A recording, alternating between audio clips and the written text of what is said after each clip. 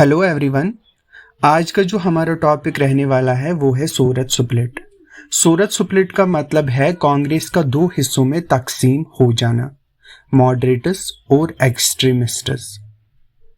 ये तकसीम दिसंबर 1907 में सूरत सेशन के दौरान हुई थी और उस वक्त भारत में रेवोल्यूशनरी एक्टिविटीज यानी इनकलाबी हरकतें भी जोर पर थी। इसीलिए तकसीम और इनकलाबी जज्बात आपस में जुड़ी हुई है। मैंने आपको पिछले लेक्चर में बोला था कि मॉडरेट्स, एक्सट्रीमिस्ट्स और रेवोल्यूशनरीज का जो एम था वो एक ही था, मगर इनका तरीका कार डिफरेंट था, काम करने का तरीका अलग अलग था। और इसी काम करने के तरीके पे हमें सूरत में ये स्प्लिट देखने को मिलता है। जब डिफरेंसेस बहुत ज़्यादा बढ़ गई तो कंप्रोमाइज करना भी मुश्किल हो गया, तो तब कांग्रेस में एक फूट पड़ी और उस फूट का नाम सूरत स्प्लिट है। तो स्टार्ट करते हैं हम बनारस सेशन से, जो दिसंबर 1905 में हुआ था। क्या हुआ कि इस सेशन का प्रेसिडेंट गोपाल कृष्ण गोखले थे, जो मॉडरेट लीडर थे। यहाँ मॉडरेट्स और एक्सट्रीमिस्ट्स के दरमियान पहली बार खुला इख्तिलाफ सामने आया। क्या होता है कि एक्सट्रीमिस्ट्स तिलक, लाला लाजपत राय, बिपिन चंद्रपाल वगैरह जो है बंगाल के बाइकॉट और स्वदेशी मूवमेंट को पूरे देश में फैलाना चाहते थे। हर किस्म के ब्रिटिश इंस्टीट्यूशंस जैसे government jobs, law courts, legislative councils का भी बाइकॉट चाहते थे। नेशन वाइड मास मूवमेंट का आगाज चाहते थे। लेकिन वहीं पे मॉडरेट्स की बात करें, लाइक गोखले, दादा भाई नौरोजी एटसेट्रा, वो मूवमेंट को बंगाल तक महदूद रखना चाहते थे। किस मूवमेंट को? स्वदेशी और बाइकॉट मूवमेंट को, जो हमने पिछले वीडियो में डिटेल में कवर की। वो ब्रिटिश सिस्टम के अंदर ही कॉन्स्टिट्यूशनल मेथड से काम लेना चाहते थे। बाइकॉट ऑफ काउंसिल्स या लॉ कोर्ट्स के मुखालिफ नहीं जाना चाहते थे। उनकी मुखालफत नहीं करना चाहते थे। आखिर में कंप्रोमाइज हुआ, एक जो है रेजोल्यूशन पास हुआ जिसमें बंगाल के तकसीम की मजम्मत की गई और बंगाल में बाइकॉट और स्वदेशी की जो हिमायत है वो की गई। इसकी वजह से जो है स्प्लिट जो है फिलहाल तक रुक गया बनारस सेशन में। उसके बाद कलकत्ता सेशन आता है दिसंबर 1906 में। यहाँ पे फिर से जो कांग्रेस के लीडर्स है वो जमा होते हैं, क्योंकि इनका एनुअल सेशन होता था हर साल भारत के डिफरेंट रीजन्स पे। तो 1906 का सेशन जो था वो कलकत्ता में हुआ था और अब माहौल थोड़ा बदल चुका था। एक्सट्रीमिस्ट्स की पॉपुलैरिटी जो है वो बढ़ रही थी और रेवोल्यूशनरीज भी काफी एक्टिव हो चुके थे। वैसे ही हम देखते हैं कि साइड में जो है कम्युनल राइट्स भी जो है माहौल को गर्म कर रही थी। तो गर्म दल जो है वो ज्यादा लाइमलाइट में आ रहा था, गर्म माहौल था। एक्सट्रीमिस्ट्स चाहते थे कि बाल गंगाधर तिलक या लाला लाजपत राय को इस सेशन का प्रेसिडेंट बनाया जाए, लेकिन मॉडरेट्स ने जो है प्रपोज किया कि दादा भाई नौरोजी को बनाना चाहिए। दादा भाई नौरोजी जो है उनको सब रेस्पेक्ट करते थे, एक्सट्रीमिस्ट्स भी मॉडरेट्स भी। तो जब सब फैक्शंस को दादा भाई नौरोजी का नाम सामने आया तो सबों ने चुप होके उनका नाम कबूल किया। तो दादा भाई नौरोजी प्रेसिडेंट बने और मिलिटेंट्स को खुश करने के लिए इंडियन नेशनल कांग्रेस के गोल, मिलिटेंट्स मतलब जो एक्सट्रीमिस्ट्स थे, तो इंडियन नेशनल कांग्रेस का गोल स्वराज्य, सेल्फ गवर्नमेंट डिक्लेयर किया गया इस सेशन में। This is important thing, you have to remember it कि 1906 का सेशन वो सेशन था जहां इंडियन नेशनल कांग्रेस का गोल स्वराज्य, सेल्फ गवर्नमेंट डिक्लेयर किया गया। तो जैसे कि यूके या ऑस्ट्रेलिया, कनाडा में था सेल्फ गवर्नमेंट, वो डिक्लेयर किया गया। रेजोल्यूशन पास हुआ और स्वदेशी बाइकॉट और नेशनल एजुकेशन की हिमायत की गई। स्वराज पहली बार कांग्रेस के रिकॉर्ड में आया, लेकिन इसका मतलब क्या है ये वाज़ेह नहीं किया गया। इस वजह से दोनों ग्रुप्स ने इसे अपने अपने अंदाज में समझा। उसके बाद कलकत्ता सेशन के बाद एक्सट्रीमिस्ट्स ने जो है पैसिव रेजिस्टेंस का नारा लगाया।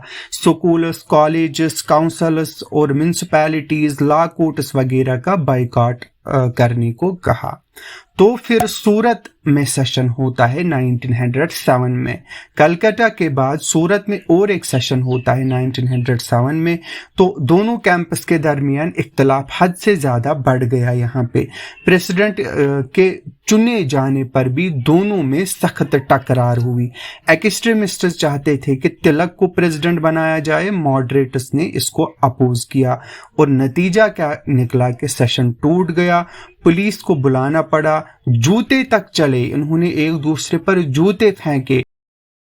बट गई मॉडरेट्स और एक्सट्रीमिस्ट्स। उसके बाद क्या होना था, जब गवर्नमेंट ने देखा कि यहाँ पे तो फूट पड़ी है, तो गवर्नमेंट ने भी इस डिवीजन का फायदा उठाया और 1907 से लेके 1911 तक सरकार का तहरीक के खिलाफ क्रैकडाउन हमें देखने को मिलता है। कांग्रेस में एक्सट्रीमिस्ट्स तिलक, लाला लाजपत राय, औरोबिंदो घोष वगैरह के उभरते असर और उनकी रेवोल्यूशनरी सोच से ब्रिटिश गवर्नमेंट बहुत ज़्यादा खौफजदा थी। इसलिए 1907 से 1911 के दरमियान 5 नए कानून लाए गए ताकि एंटी गवर्नमेंट एक्टिविटीज़ को रोका जा सके। ये इंपॉर्टेंट लॉज जो थे ये थे सेडिशियस मीटिंग्स एक्ट 1907, जिसके तहत लोगों के इकट्ठा होने और एंटी ब्रिटिश बातें करना मना था।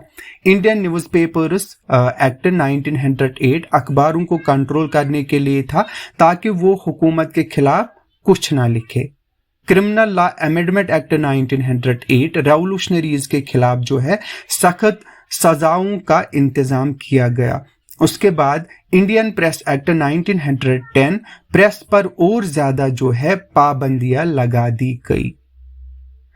यहाँ पे बाल गंगाधर तिलक की बात करें, उन पर मुकदमा भी चला। 1908 में जो है बंगाल के रेवोल्यूशनरीज ने मुजफ्फरपुर में बम फेंका था जिसमें 2 यूरोपियन औरतें मर गई थी। तिलक ने अपने न्यूज़पेपर केसरी में इस वाक़े पर एक आर्टिकल लिखा था जिसमें उन्होंने हुकूमत की पॉलिसीज की तनकीद की थी। तिलक ने लिखा था, ये काम लोगों में बगावत के जज्बात पैदा कर सकता है। ब्रिटिश हुकूमत को सिर्फ धमाकों से ख़त्म नहीं किया जा सकता, लेकिन हुक्मरानों को याद रखना चाहिए कि इंसानी सब्र की भी एक हद होती है। अगर हुकूमत रशिया जैसे तरीके इस्तेमाल करेगी तो लोग भी रशिया वाले तरीके इख्तियार करेंगे। दूसरे आर्टिकल में तिलक ने लिखा कि अगर हुकूमत चाहती है कि बम धमाके रुक जाए तो लोगों को स्वराज्य का हक देना होगा। तो तिलक को सज़ा मिली। तिलक पर सेडिशन का केस चला, बगावत का केस चला और 1909 में उनको 6 साल का ट्रांसपोर्टेशन जेल, वतनी और ₹10,000 का जुर्माना लगाया गया। उन्हें जो है मंडले जेल बुर्मा भेज दिया गया। बाकी जो एक्सट्रीमिस्ट लीडर्स थे उनका रिएक्शन अगर देखें तो औरोबिंदो घोष ने पॉलिटिक्स से किनारा कशी इख्तियार की। बिपिन चंद्र पाल भी एक्टिव पॉलिटिक्स से दूर हो गए। लाला लाजपत राय जो है वो मुल्क छोड़कर बाहर चले गए। एक्सट्रीमिस्ट्स जो है अपना कोई अल्टरनेटिव ग्रुप या पार्टी नहीं बना पाए और यूथ जो है उनके साथ थी, लेकिन लीडरशिप का फासला मूवमेंट को कमज़ोर बना गया। मॉडरेट्स की हालत क्या थी? मॉडरेट्स के पास कोई ज़्यादा पब्लिक सपोर्ट नहीं बचा, यूथ ने उनका साथ नहीं दिया और मूवमेंट में टेम्पररी डिक्लाइन आ गया। और 1914 में तिलक जेल से रिहा हुए और फिर नेशनल मूवमेंट में उन्होंने हिस्सा लिया।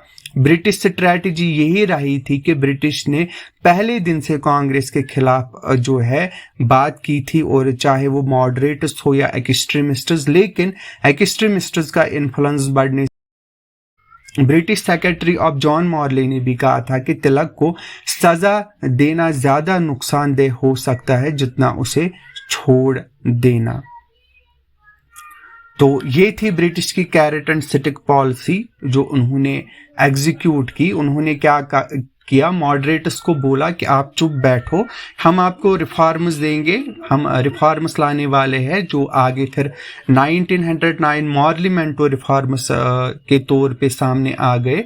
तो यहाँ से उनको गाजर दी, उनको चुप कराया मॉडरेटर्स को और एक्सट्रीमिस्ट्स पे कोड़ा बरसाया। ओके, तो वो रिफॉर्म्स का वेट कर रहे थे और यहाँ पे जो एक्सट्रीमिस्ट्स पे जो है लाज लगाए गए और उनको जो है सप्रेस किया गया। तो ये था सूरत स्प्लिट। आज के लेक्चर में इतना ही। Thanks, good luck.